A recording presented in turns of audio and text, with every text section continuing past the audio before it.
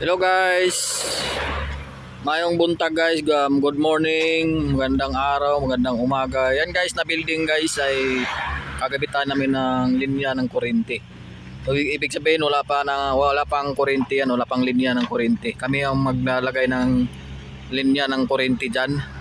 Ito ay dito dadaan ang kuryente. Ito no, hukay namin to at dito ibaon ng lupa, dito ibaon ng linya ng kuryente. Yung cable dito. Kakanalan namin to matapos yun na ibaon ng kuryente. Yan na. Yan. Maproseso dito ang may gagawa ka ng building, bahay kasi talagang sa lupa ibabaon yung kuryente, yun ang haba. Ano to? Doon pa galing sa kabila Doon pa galing sa kabila.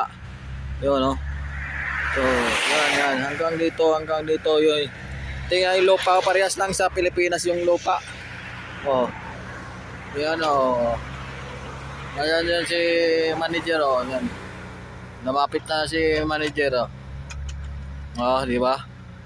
Yan guys, yan. Dito idaan ng kuryente, doon isa bye doon hanggang doon makarating doon sa building na yun yung linya. No? Kita nyo guys, walang kuryente sa ibabaw, di ba? Walang nakahanging dahil nakabaon yung mga kuryente sa ilalim ng lupa. No? Yan guys, maraming salamat po. Maraming salamat po.